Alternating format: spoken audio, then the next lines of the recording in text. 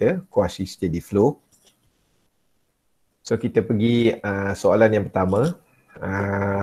So dalam soalan ini kita ada sebuah tangki dan tangki ini ada sebuah lubang. So saya gambarkan dalam bentuk ini dan lubang ini adalah dalam bentuk bulatan, circular shape, kerana kita beri nilai diameter 0.05 meter. Kemudian tangki ini mempunyai diameter, maksudnya bentuk bulat sebanyak 0.4 meter. Air diisi setinggi H sama dengan 2.5 meter. Kemudian diberi kat sini CD sama dengan 0.6. So kat sini awak kena alert balik. Saya harap awak dapat study berkenaan dengan tajuk flow rate dalam fluid 1, fluid 2.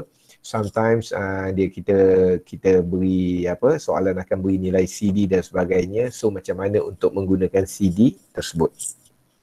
Okey, untuk soalan yang pertama, soalan ini lebih kepada kita ingin mengira berdasarkan pada dua ketinggian, maksudnya air mengalir daripada H 2.5 sehinggalah 1.25 dan seterusnya mengalir daripada 1.25 ke kosong.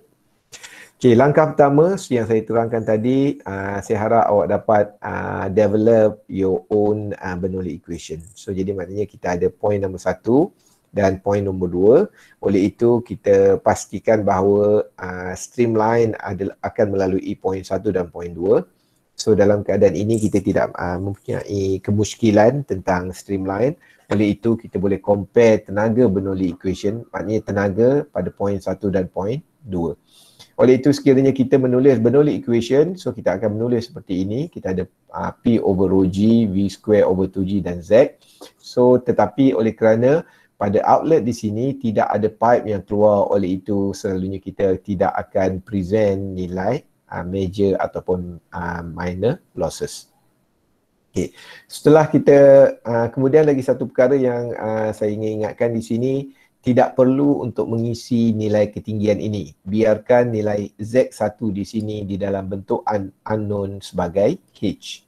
Ini kerana kita perlu untuk mendapatkan equation ataupun function.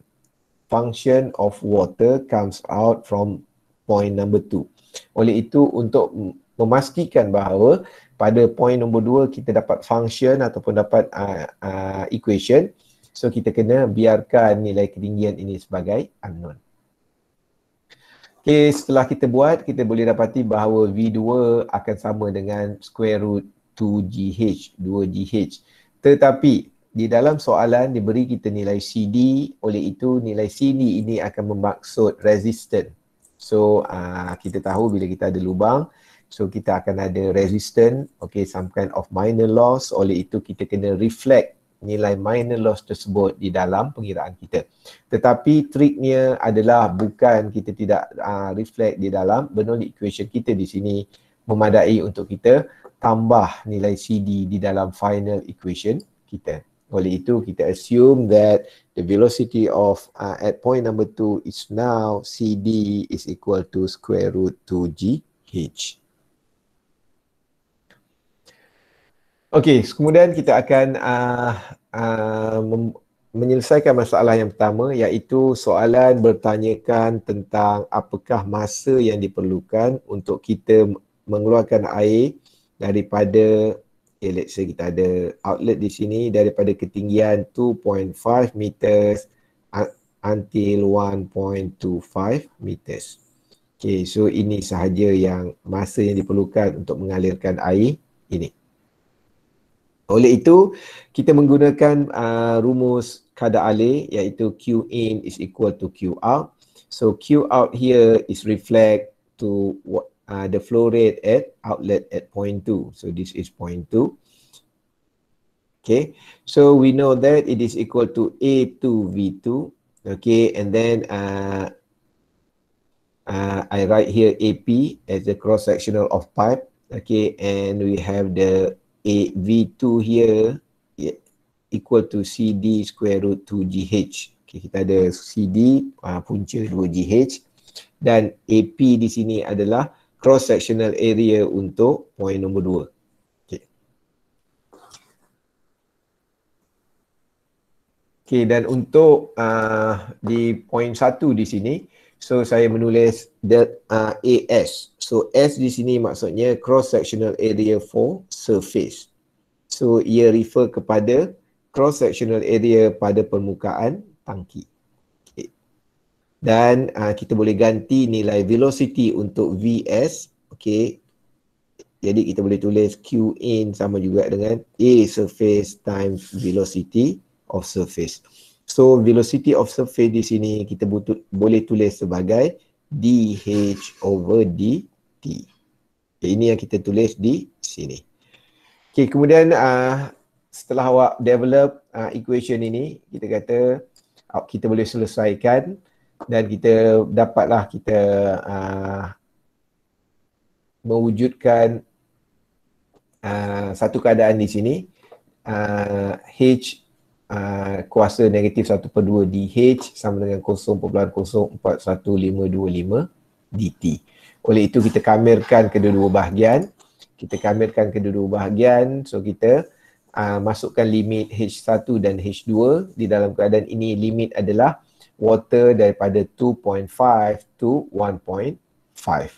Okay, so jadi kerana apa? Soalan berkehendakkan kita untuk mengira apakah masa, maksudnya value of T here, apabila air bergerak daripada 2.5 to 1.5 meters. Okay, berkenaan dengan kedudukan ini, ada setengah buku teks yang dia menggunakan apa nama tu, dia letak 2.5 di bahagian bawah dan 1.5 di bahagian atas. So jawapan hanya akan menghasilkan nilai negatif. So nilai negatif tidak menjadi masalah, awak hanya ambil nilai nombor sahaja kerana kita kata masa tidak ada negatif dan positif. Okay, setelah kita boleh selesaikan yang ini, kita boleh dapati bahawa nilai masa adalah 22.3 saat. Oleh itu untuk mengalirkan air daripada ketinggian 2.5 meter ke ketinggian 1.5 meter, kita memerlukan 22.30 saat. Cuma yang saya nak ingatkan di sini ialah oleh kerana limit kameran kita ada dua nilai, 2.5 dan 1.25, oleh itu hasil pengiraan kameran akan mengeluarkan dua value. So jadi saya harap awak dapat ingat, maknanya awak kena buat proper calculation. Kerana sebelum ini kebanyakannya mungkin contoh adalah kosong hingga 5 meter. Jadi kosong akan menyebabkan pengiraan kita hilang.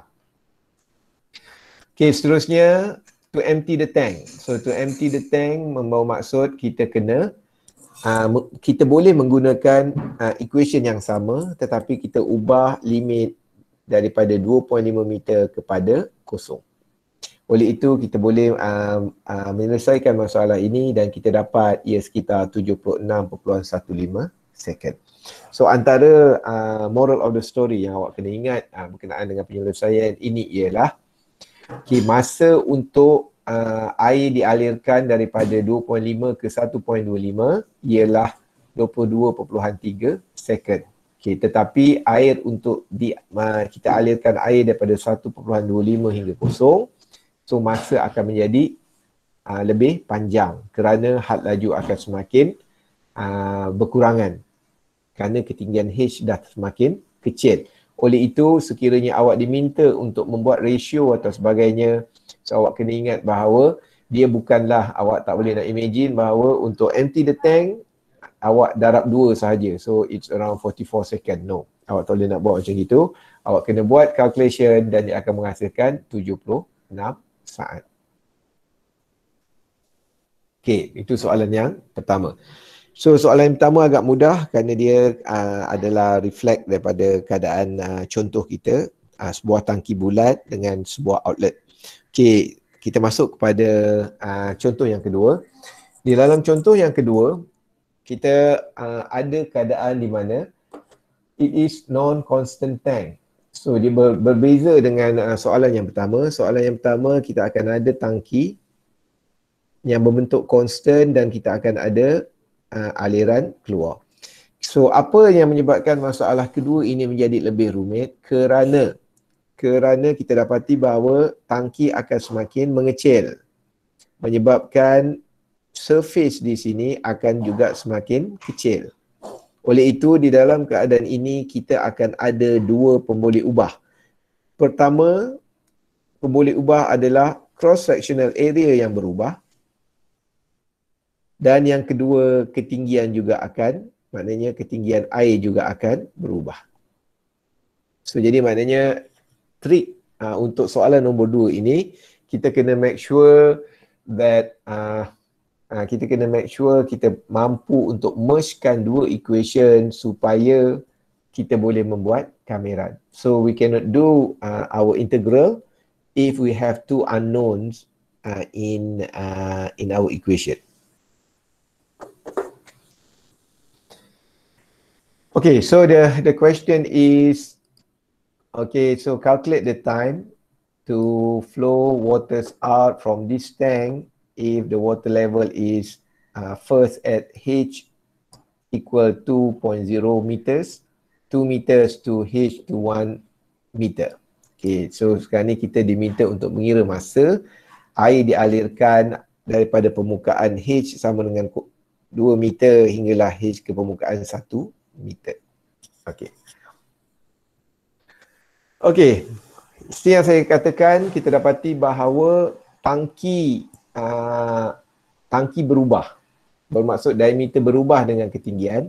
Oleh itu, kita kena buat something. Apa yang perlu kita buat? Kita perlu dapatkan apakah fungsi diameter melawan H.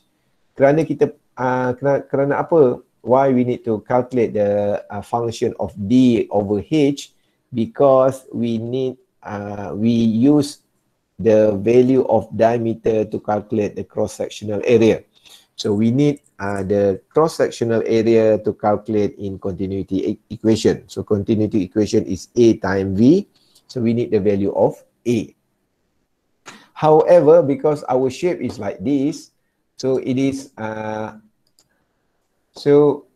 not easy to determine the changes, the rate of changes here. So what we need to do is we could draw a graph. For example, we draw a graph about height and diameter.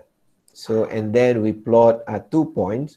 We found that at height 0 here, okay, the height is 0, so the diameter is 0.05, and when the height is 2.2 meters, so if the height is 3 meter, so the diameter is 1.75. So we draw a graph here. When height is 0, so the diameter is 1.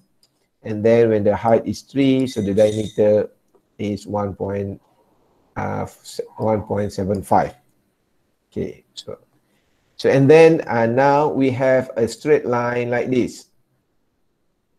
So, and then you know that we could develop an equation for this straight line. So start with y equal mx plus c. So we need to calculate what is the value of the gradient, the value of m here. So from question means that here we have two coordinates. So this is 0 and 1, and here we have 3 and 1.75. So I think I could simplify this one. You know, you already have two coordinates here. And then for sure you could derive your linear equation.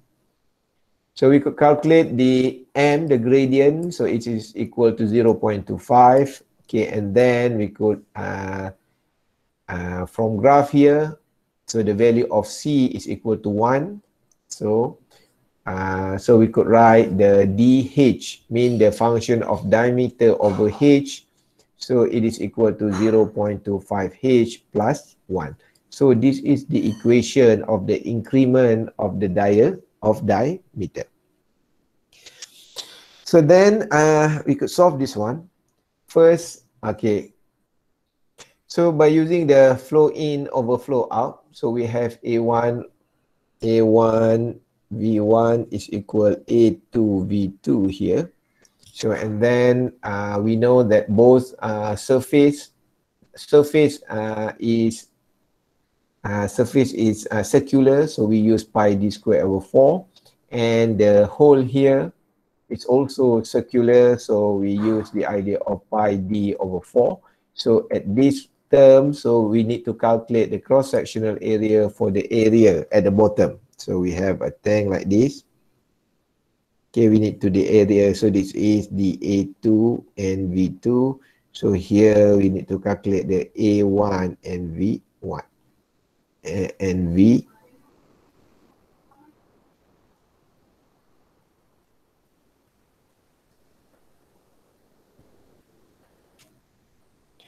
So and then okay. So the problem is okay. So the problem is it is quite different from the previous question. So in previous question, we know that the area here is pi d square over 4, and then we could give value because the diameter for inlet and the outlet is given. But now the diameter for inlet is not given, but the diameter for outlet is given. So the trick is you may calculate this one, okay, and then you get a value.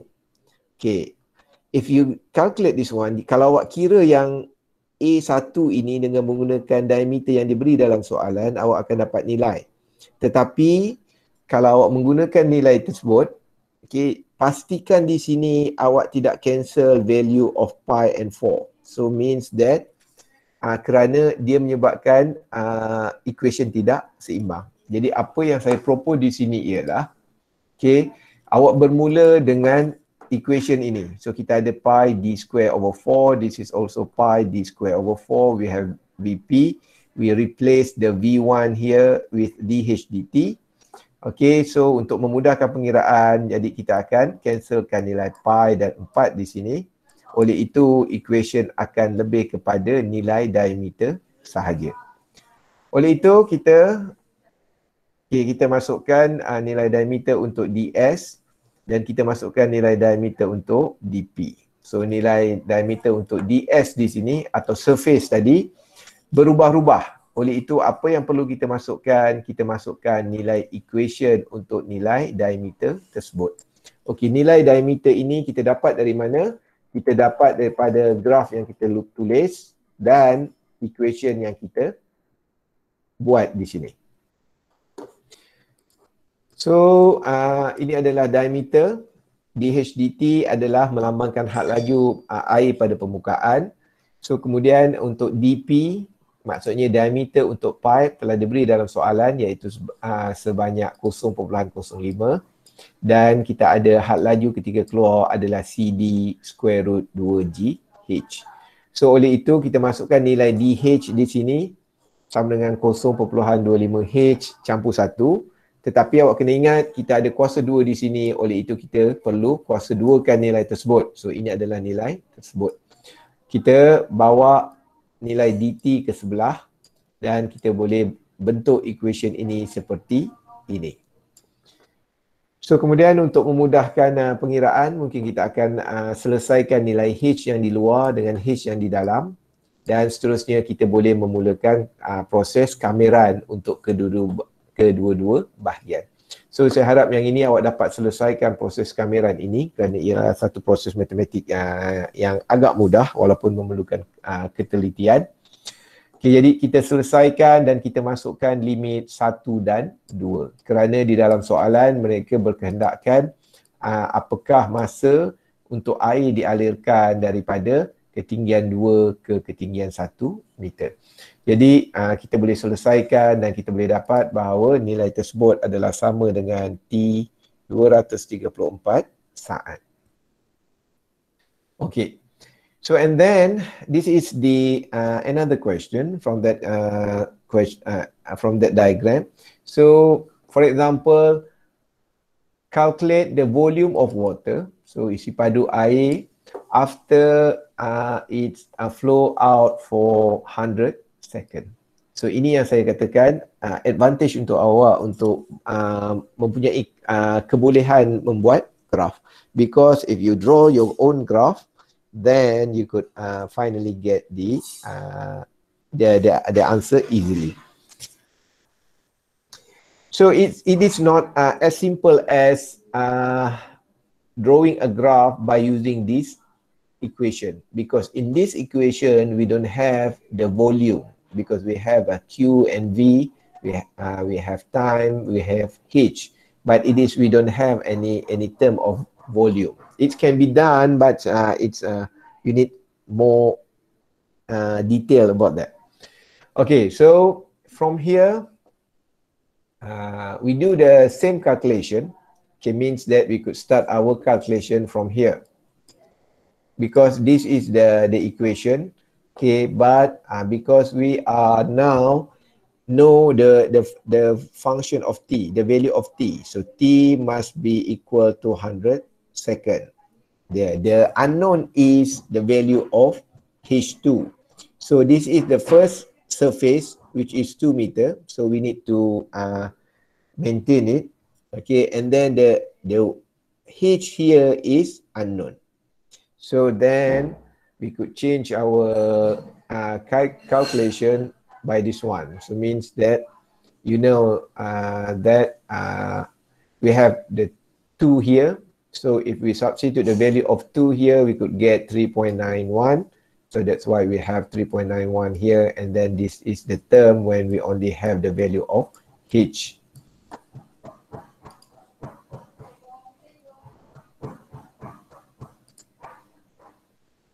Okay, and then we substitute the value of ST here, which is equal to 100 seconds, and then we could calculate we have this term. So this term is quite long, okay, but I think your scientific calculator can calculate this one.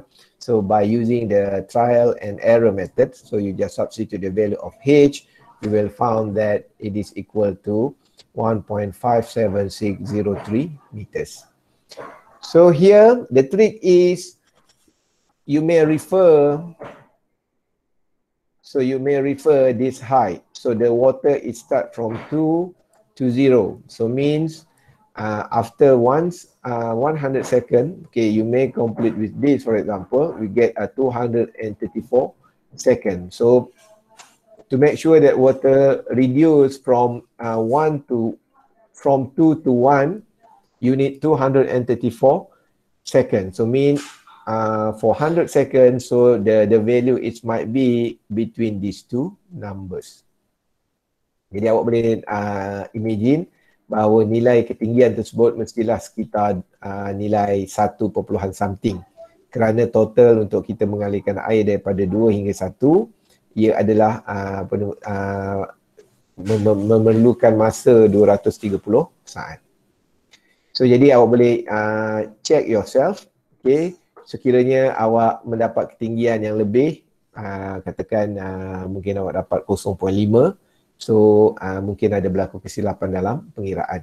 Juga berhati-hati, okay. Sepanjang pengalaman saya, ada pelajar yang dia tidak boleh compare jawapan dia dengan real application. So contohnya kalau awak buat salah pengiraan, tiba-tiba awak dapat H sama dengan 3.4 meter. So dia just jawab je 3.4 meter tanpa menyedari bahawa di dalam gambar rajah ini tidak logik untuk air setinggi 3.4 meter. Yang itu saya harap awak dapat belajar. Tetapi apa yang kita kira di sini adalah the value of H, which is the height of water, not the volume of water. So maknanya awak kena faham, kita diminta untuk mengira apakah isi padu air, bukan ketinggian air. Jadi apa yang perlu buat, awak kena gunakan kepakaran awak dalam mengira ataupun membuat apa-apa pengiraan yang lain. So jadi yang saya boleh cadangkan di sini, mungkin kita kata kita boleh imagine bahawa bentuk tangki kita adalah bentuk cone. So bentuk cone bermaksud dengan tapak dia adalah bulat. Okay, dan sekiranya kita panjangkan garisan tepi ini, dia akan bertemu dan membentuk cone. So kita kata cone bentuk macam itu, cuma cone yang kita ada ni adalah bentuk terbalik. So okay. Oleh itu, kita perlu dapatkan sekiranya bentuk cone ini bertemu pada satu titik, pada ketinggian apakah ataupun pada location apakah ia bertemu. Kita boleh mengira dan kita dapati bahawa nilai H sama dengan negatif 4.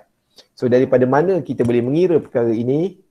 Okay, kita boleh gunakan graf yang kita ada. So maksudnya ini adalah ketinggian dia adalah 3, ketinggi dia adalah 1.75. So oleh itu pada ketinggian berapakah dia akan pergi bertemu pada titik ini. Jadi kalau anda kata awak ada equation 0, kita ada y sama dengan 0.25x plus 1. So awak boleh kira jika x sama dengan, jika y sama dengan 0. Okay. So jika y sama dengan 0, so awak boleh dapat value of x. So C kita tahu adalah equal dengan 1. So saya rasa awak boleh dapat jawapannya. Okay, jawapannya adalah 4, negatif 4. Kerana dia duduk di bawah. Jadi apa yang kita boleh buat di sini ialah kita boleh buat pengiraan secara mudah. Awak tahu isi padu kon boleh dikira sekiranya kita tahu ketinggian ini. Oleh itu, sekiranya air hanya berkurang sebanyak ini sahaja, awak boleh imagine air hanyalah kurang di bahagian bawah sahaja, maknanya pada bahagian biru ini. Oleh itu, kita boleh buat satu pengiraan mudah. Okay, so kita tahu bahawa isi padu kon adalah pi r square h over 3. And then kita boleh dapat tahu bahawa ketinggian kon adalah negatif 4 dari pengiraan ini. Tetapi awak jangan lupa, pengiraan negatif 4 ni adalah bermula daripada 0, tetapi total ketinggian kon ni adalah 4 campur 2. So, jadi kita masukkan H dia sebagai 6, jadi kita boleh dapatkan total volume untuk kon adalah 3.53 meter cube. Kemudian, kita perlu mengira apakah isi padu bahagian ini ke sini. Kerana kita perlu mencari nilai isi padu untuk bahagian ini. So jadi kita boleh mengira isi padu kon juga. Isi padu kon yang ini, tetapi make sure awak boleh mengira ketinggian ia yang betul. So di sini daripada 0, ketinggian dia adalah 1.57 dan ketinggian ini adalah sebanyak 4. Oleh itu total ketinggian dia adalah 5.57. Oleh itu kita kena masukkan 5.57 dan kita teruskan pengiraan, kita boleh dapat isi padu tersebut sebanyak 2.837 meter padu.